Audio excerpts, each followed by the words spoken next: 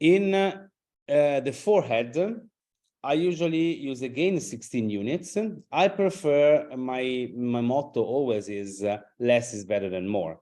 We are always in time to add units or fillers rather than remove it, especially for Botox. We don't have an antidote. So if the Botox goes too high, we have just to wait until it fades away.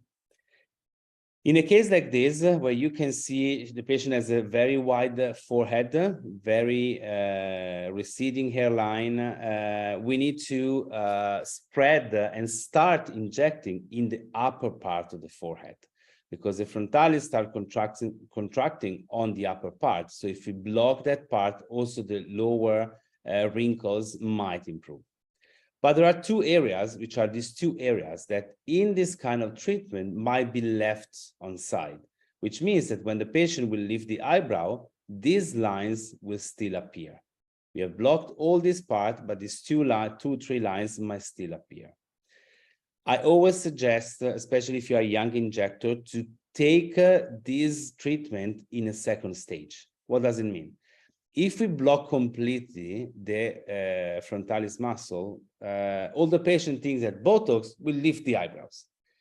Botox doesn't lift the eyebrow. The use of Botox might lift the eyebrow. Why? Because we inject in a specific way. So we, in a certain way, depress the glabella, we block the central part, and we let the lateral part of the muscle still work.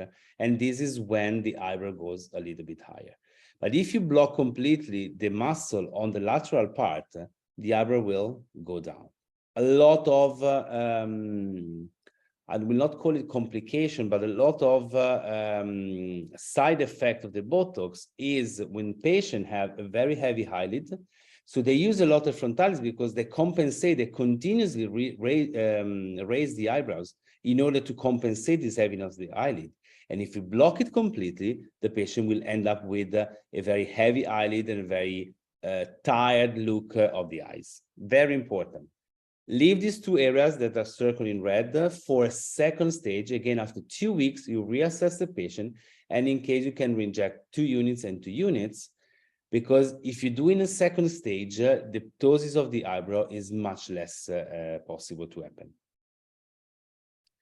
What we can do also, we can inject fillers in the forehead. Is not a treatment that personally I like.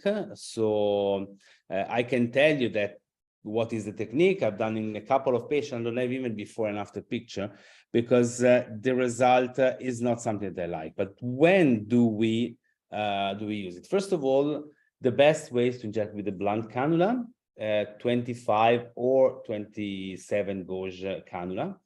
We enter from the lateral part at the edge of the temple, and then we create tunnels in order to fill the wrinkles and to fill the gap.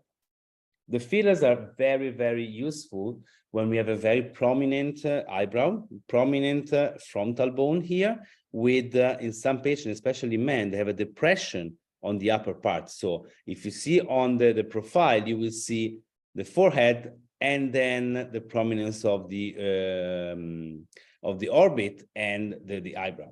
In this case, the filler will give you a very nice and smooth result. When we use it, so for this reason, we can use when patient are not responding to botulinum toxin anymore. Patient maybe have done Botox for the past 20 years and it doesn't work. Or you changed the brand. I don't remember exactly in Canada which brands you have available to use, but for example, in Dubai, we have from Botox, from Allergan, we have Dysport, we have Xeomin. They're very variable alternative. And sometimes shifting from one product to the other to the patient might give a better and more sustainable result. The forehead is very wide. Sometimes, again, filling these wrinkles might give you a better result with the fillers. If the wrinkles are really, really deep, again, if a patient comes to you and they are already maybe in the late 60s, late 70s, the wrinkle, and they never treated, the wrinkles are quite deep. So the Botox alone cannot completely erase them. So sometimes we need to use the fillers. And then some patients, for whatever reason, they refuse the use of the toxin.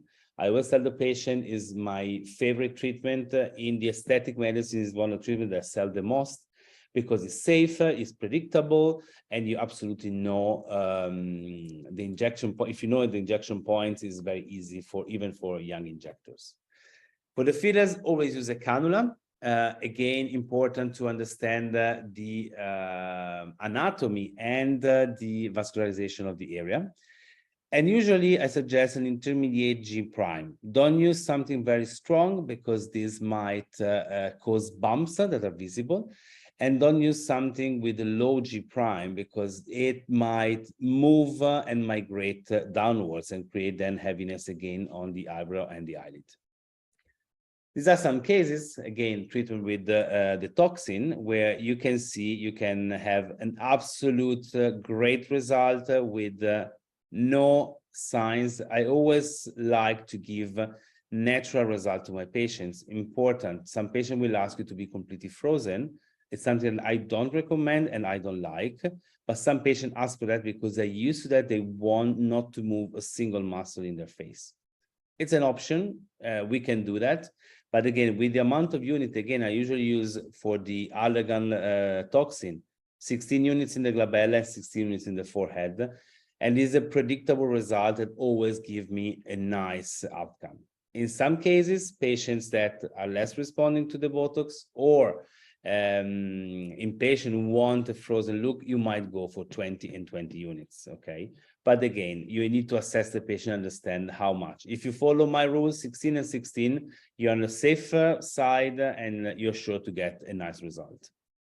Another case, again, we saw this patient before with all the wrinkles, and after that, we can have a very smooth